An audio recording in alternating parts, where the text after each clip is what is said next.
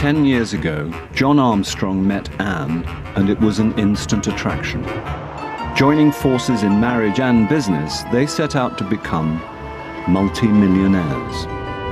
Together, they've built UFit, Coventry's third largest double glazing company. But lately, they've been struggling to find enough work for their 28 factory staff.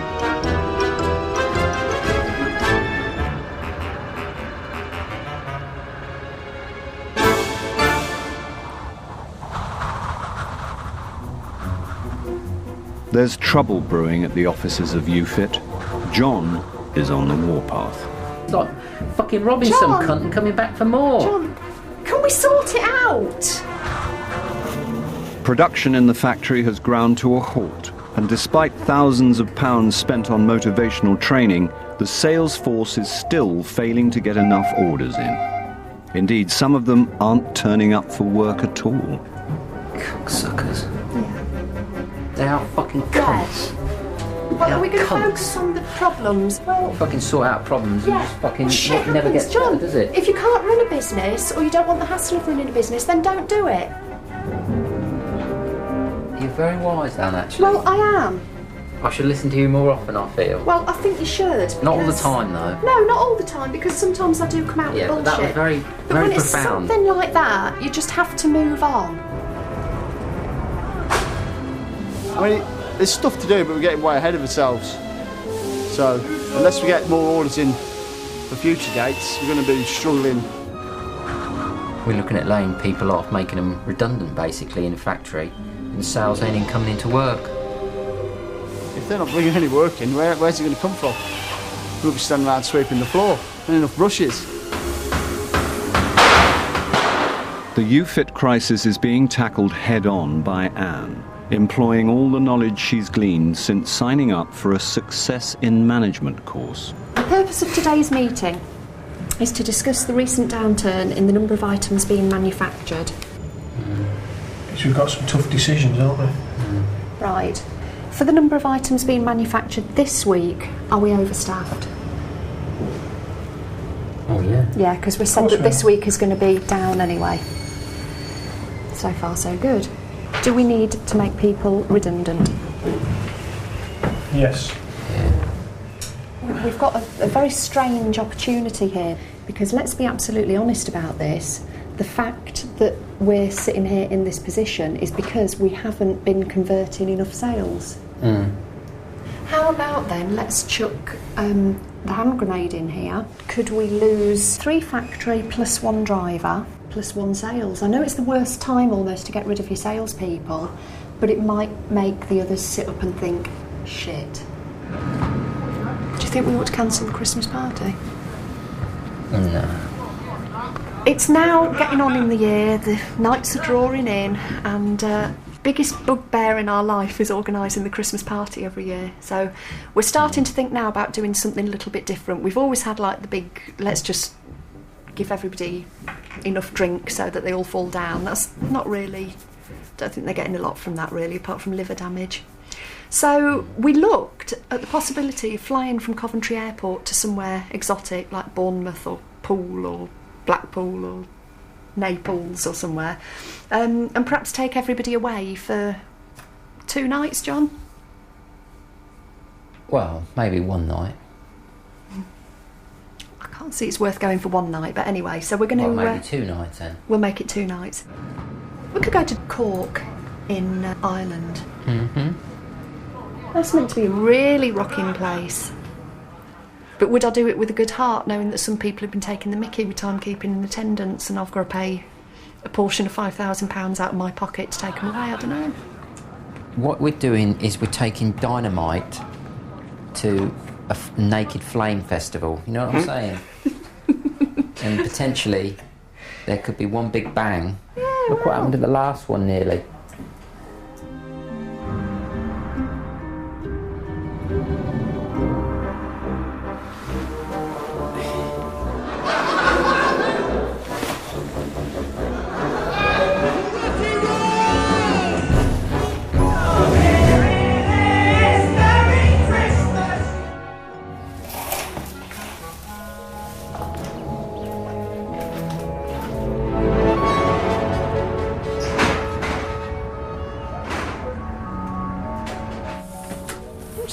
day with a song, John, to cheer you up. What were you singing on the way into work? I don't know. Something about night sweats. I woke up this morning in a sweat. Morning. We have a problem. We have a dog in the yard. We've rang the RSPCA and they say phone your local police station. We've phoned 2 local police stations and they don't know what to do with him. Oh gosh, he's never going to leave, is it now? Oh. Oh my God. Bloody hell, you've been off, haven't you? Hello, darling. Have you come to work? I don't know if it's quite an... Oh, it's a right mangy thing, look. Oh, he's gorgeous. Oh, it's fucking come here. It needs a bit of looking after, doesn't it? Yeah. Not going to cost us much, is it? I hope. Why don't we get, you know, one of these travelling poodle parlour places to come round and give him a good bath? Expert grooming mobile service. What about Expert... Smarty Pants Premier Salons? Where's that? Let us pamper your dog or cat in luxurious award-winning high-tech salons. Imagine him turning up in there, all the others will run out. What about the one... Oh, look, there's one called Doggy Style. Why don't you phone up so-and-so at Doggy Style for free consultation? I'm ever so itchy, John. Are you? I think it's psychological. Right, and they're going to say, what sort of dog is Just it? say it's a Border Collie Cross. Right, you listen to this now when I say it's a Rottweiler. Well, I've got to say what it is. Say it's a baby Rottweiler. I've got to Puppy. say, I can't say it's not a Rottweiler, can I, when it clearly We is? just don't know what it is. I can't say it's a frigging Tell him poodle. it's a Lassie dog. I don't believe you.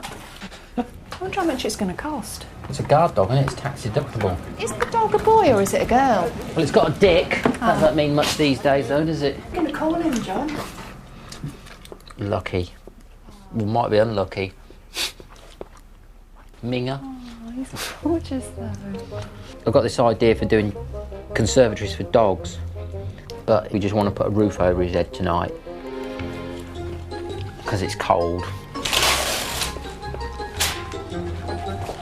Just the 2 people.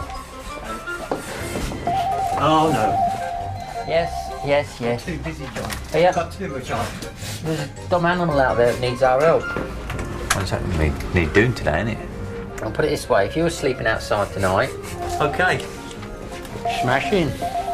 I'll leave that with you then. Hey, yeah, leave it with me. We'll sort that out. Put all the deliveries on hold.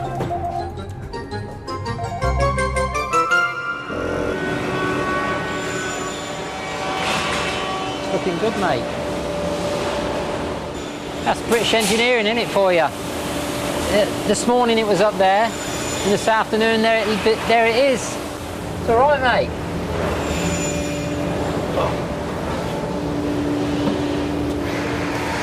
Do you know what mange is? It's like a little worm that goes into the coat. Even if I bat him, which It wouldn't. it would make it worse. Yeah.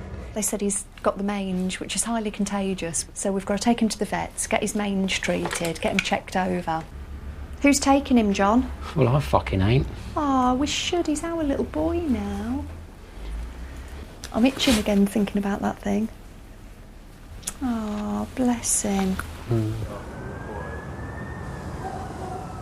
John, have you got the company credit card handy in case I need to pay any deposits to any of these people for the Christmas party? Right, what about this one? Clancy's Bar Well, that sounds good. is one of Cork's oldest pubs. The establishment spans a complete city block and features one of the longest continuous bars in Ireland. Ooh. It's got nice little windows, but what about doing the longest bar? John, if you burp on me one more time. Yeah, It's wheelchair friendly that's good. and it has an adapted toilet. I love Ireland. Yes, it's Anne calling from UFIT in Coventry. Hello, is that Colin? Hi, I'm fine, how are you? Yeah, so you think the Irish dancing is booked for about 6 p.m? My husband... Shit. Do you dance yourself? Oh, I don't know, I might get you up for a dance that night, Colin. Did he say how much it was going to cost? Yeah, €35 a head. What do you get for it? Oh, the meal. Fucking hell, what sort of dinner's that? Steak if you want it, he said. We'd want a fucking don't cow stop. for that fucking price. Bloody... Do I get the dancing in with that? Yeah. Oh, that's alright. But I just hope everybody turns up who's meant to. I think they've all grasped the concept that because we've taken money out of their wages every week. I think it's £16 just to cover the flight cost.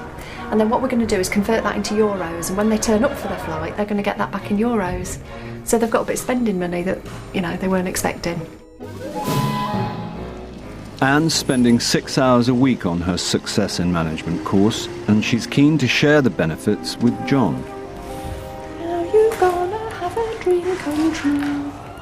I'm on lesson 3, which is all about goal setting.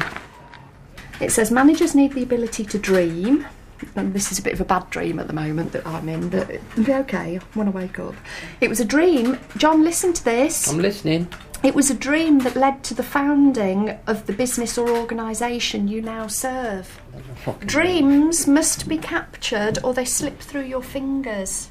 I've got a dream catcher over the bed, Anne. And talking of over the bed, he didn't even sleep in the bed last night because he had one of his night sweats. Did I? Stress.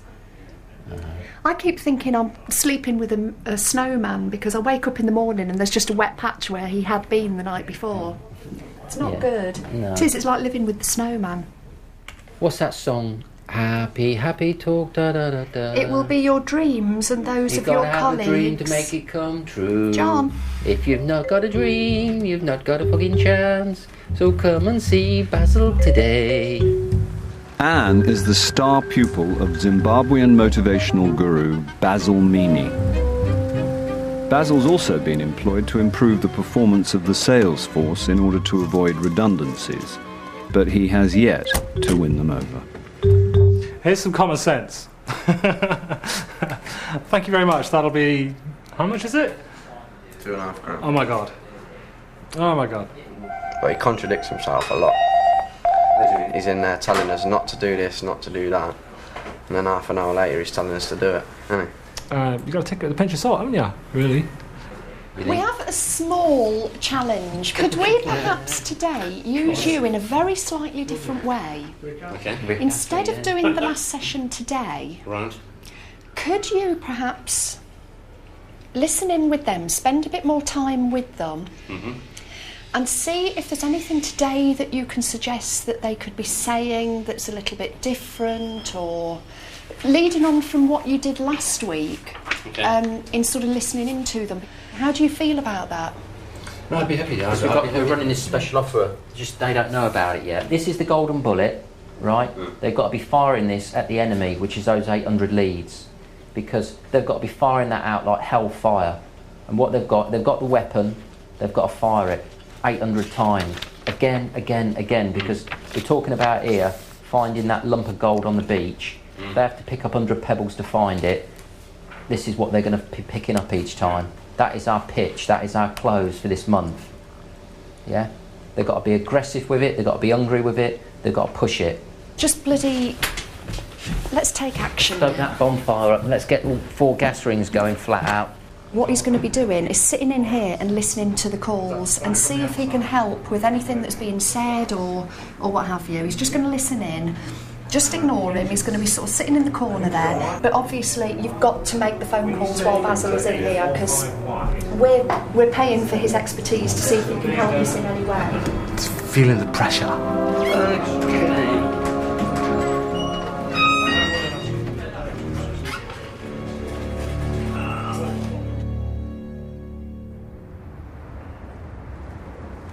Right. Feedback on your staff. They don't work. That's it. It's as simple as that. I sat for 40 minutes and heard one guy make a couple of phone calls. Who was that? That was Michael. Your guys haven't a